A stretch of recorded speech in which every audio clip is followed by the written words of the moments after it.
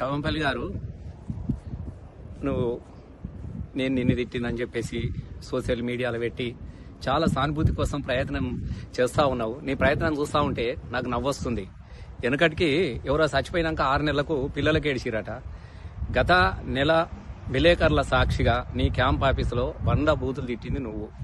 చెప్పుకోరన్నటువంటి భాష వాడింది నువ్వు. నీ భాష విని విలేకరులే చాలా బాధపడ్డారు. అటు విలేకరులను కూడా వార్తలు ఎట్లా రాస్తారని వాళ్ళని బెదిరిస్తేవి, పోస్ట్ మేట్లని తిడితివి, నన్ను తిడితివి, ఇష్టం ఉన్నట్టు. అసలు మనిషి అన్నటోడు ఎవ్వడు కూడా ఆ భాష మాట్లాడు. ఇక నువ్వు మాట్లాడినావు.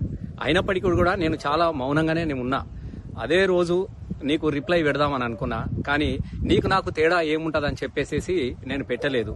కానీ నువ్వే మళ్ళా తెల్లారి ఇది ఎవరు రికార్డు చేసిరు అని చెప్పేసి విలేకరుల మీద కేసులు. ఎందుకంటే ఆ రోజు సిఐ గారికి నువ్వు మాట్లాడినటువంటి నీ ముద్దు భాష నేను సిఐ గారికి నేనే పంపించాను. సిఐ గారు ఎస్ఐ గారికి పంపించారు. ఎస్ఐ గారు నీ చిన్న ఎమ్మెల్యే మురళి గారికి పంపిస్తే వాళ్ళ మీద కూడా ఎంక్వైరీ చేసి ఎవరు రికార్డింగ్ చేసిరో వాళ్ళ మీద కేసులు పెట్టాలని నీ కెమెరాలన్నీ తీసి సర్వ ప్రయత్నాలు చేసినావు. తర్వాత తెల్లారితే విలేకరులను కూడా క్యాంప్ ఆఫీస్ రావద్దని చెప్పేసి బెదిరించినావు. కాబట్టి వాళ్ళని ఎందుకు బెదిరిస్తా ఉన్నావు, వాళ్ళని ఎందుకు టార్చర్ చేస్తా ఉన్నావు, వాళ్ళ మీద ఎందుకు నువ్వు ఎంక్వైరీ చేస్తా ఉన్నావు అని చెప్పేసి నువ్వు ఇట్లాంటి భాష మాట్లాడదన్న ఉద్దేశంతో నేను పెట్టినాను తప్ప నీకు అవి తిట్లుగా అనిపిస్తే నేనేం చేయలేను. ఎందుకనంటే నువ్వు మారాలి. నేను మాట్లాడి పెడితే దాన్ని అంతా ఎడిటింగ్ చేసి దాన్ని తీసేసి కేవలం సానుభూతి కోసం, ఆ సానుభూతి కూడా ఎందుకు, నీకు ఆల్రెడీ మంత్రి పదవి వస్తుందని పోయింది. నీ ఎంక్వైరీ మొత్తం నీ మీద మొత్తం తెలుసు కాబట్టి ఆ రోజే నువ్వు కథమైపోయినావు నియోజకవర్గంలో. మళ్ళా రేపో మాపో డీసీసీ పదవి కూడా పోతుంది కదా. కాబట్టి ఇప్పుడు కార్యకర్తల యొక్క సానుభూతి కోసం 20 రోజుల తర్వాత ఇప్పుడు యాదికి వచ్చిందా, లేకుంటే ఇవాళ మత్తు దిగిందా నీకు?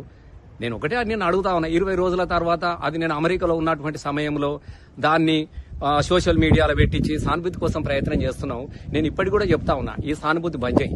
సానుభూతి కోసం కాదు, ప్రజలు నువ్వు మంచిగా పనిచేస్తే నీ మీద ప్రజలకు అప్పుడు సానుభూతి కలుగుతుంది తప్ప ప్రొద్దున లేస్తే ఈ బూత్ భాష మాట్లాడి బంద్ చేయి. డాక్టర్ సాబ్, నీకు నేను మంచిగా చెప్తా ఉన్నా, నేను ఫ్రెండ్లీగా చెప్తా ఉన్నా, నీకు చాలాసార్లు కూడా చెప్పిన. ఇక నన్ను మారాలని కూడా చెప్తా ఉన్నా. పని చేస్తే ప్రజలు గౌరవిస్తారు తప్ప నేనేదో నేను తిట్టినా అని చెప్పేసి నువ్వు సానుభూతి పొందితే నీకు గౌరవం వస్తుంది అనుకోవడం నీ అవివేకం. నేను ఎందుకంటే నీకు మళ్ళీ చెప్తా ఉన్నా, ప్రొద్దున లేస్తే ఇది తప్ప మీరు ఎప్పుడన్నా ఏదన్నా మాట్లాడిరా, ఎన్నడన్నా అభివృద్ధి మీద మీరు చర్చ పెట్టిరా, ఎన్నడన్నా ఈ పని చేసినా చెప్పుకోగలిగినటువంటి పరిస్థితులు నువ్వేమన్నా పని చేసినావా చెప్పు. మరి ఎందుకు పెట్టలే? 20 రోజులు నేను అక్కడే ఉన్నాను కదా, అప్పుడు ఎందుకు పెట్టలే కేసు? నేను లేనిది చూసి ఇవాళ కేవలం నేను మళ్ళీ చెప్తా ఉన్నా, నీ డీసీసీ పదవి పోయింది ఇక, రేపో మాపో అది పోతుంది. కాబట్టి దాని నుంచి దృష్టి మరల్చుకోవడానికి కోసం, నీ కార్యకర్తల సానుభూతి కోసం మమ్మలను తిట్టిండన్నటువంటి విషయంతో నువ్వు ఒటు దిష్టిబొమ్మ దహనాలు చేయరి మండలిగా. దిష్టిబొమ్మ దహనాలు ఏం సార్, చితకాయుధాల దహనాలు, దిష్టిబొమ్మ దహనాలు గది ఒక లెక్కన చెప్పు. నేను ఊరూరా తగలబెట్టిస్తా, గంత శక్తి లేదా రసమైకి? నీకన్నా ఇప్పుడు కూడా చెప్తా ఉన్నా, నాది పెద్ద బలగం. నా బలగం ముందు నీది చాలా చిన్నది. నీది పిడికెడు, నాది పుట్టాడు. ఏదో ఒక సానుభూతిగా 4 సార్లు ఓడిపోయినావు కాబట్టి ఒకసారి అవకాశం ఇచ్చిర్రు. నేను అంతే తప్ప దానికి ఏదో నువ్వు విర్రవిగి నేనేదో అయిపోయినా మొత్తం ప్రపంచం అంతా నాకు ఎదురు లేదా అని అనుకోవడము నీ మూర్ఖత్వం అవుతుంది. డాక్టర్ సాబ్, ఇవన్నీ బంద్ చేయి. నువ్వు కేసు పెట్టించినావు. నీ మీద రేపు పొద్దుగాల కేసు అవుతుంది కదా. ముందు తిట్టింది నువ్వే కదా, బూతులు మాట్లాడింది నువ్వే కదా. ఖచ్చితంగా నీ మీద కూడా కేసు కావాలి కదా. నేను నీలాగా భయపడి కేసులు పెట్టించి బెదిరిస్తే బెదిరిపోయేటోడు కాదు రసమై అనేటోడు. తుపాకులకు ఎదురు నిలిచినోడు. తెలంగాణ ఉద్యమంలో ఉవ్వెత్తిన ఎగిసిన ఒక ఉద్యమ కెరటం రసమై గారు. నేను పనులు చేసిన బిడ్డగా చెప్తా ఉన్నా. ప్రజలే నా బలం నియోజకవర్గంలో. నీకు ఇప్పుడు మళ్ళీ చెప్తా ఉన్నా, ఈ గీసులతోని కాదు. నీలో నిజాయితీ ఉంటే నువ్వు మాట్లాడింది రిలీజ్ అయ్యి, లేకుంటే నేను ఏం మాట్లాడినో అది రిలీజ్ అయ్యి. ఎడిటింగ్ చేసుకొని అంత చిన్న పిల్లల్లాగా అంత మంచిగా లేదు. డాక్టర్ సాబ్, నీ ప్రవర్తన మంచిగా లేదు. మంచిగా సరిదిద్దుకో, మంచిగా చేసుకో. వీటితో ఏం అయ్యేటి కాదు. నేను ఇప్పుడు కూడా చెప్తున్నా, విలేకరులకు పంపలేదు. నాకు నువ్వు మాట్లాడుతున్నప్పుడు రికార్డ్ చేసి పంపించింది నీ అంతరంగి కూడా అయినటువంటి నీ షాడో ఎమ్మెల్యే మురళి గారే పంపించిర్రు. నువ్వు చెక్ చేసుకో ఫస్ట్. ఆయన సెల్ ఫోన్ చెక్ చేసేయి.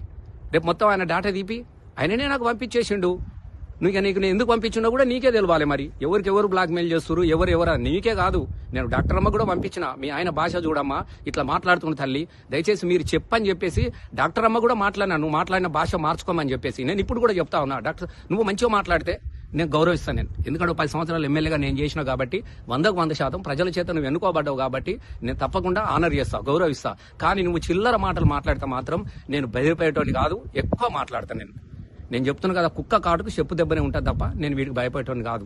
ఇప్పటికైనా నీలో నిజాయితీ ఉంటే నేను మాట్లాడింది ఎడిట్ కాకుండా నువ్వు పెట్టు, నువ్వు మాట్లాడింది కూడా ఎడిట్ కాకుండా నేను పంపించిన ఆల్రెడీ. 2 విన్న తర్వాత ప్రజలు నిర్ణయించుకుంటారు. కాబట్టి ఈ బెదిరింపులు ఇవన్నీ బంద్ చేసుకో డాక్టర్ సాబ్. నేను నీ మంచి కోసం చెప్తున్నా. Thank you.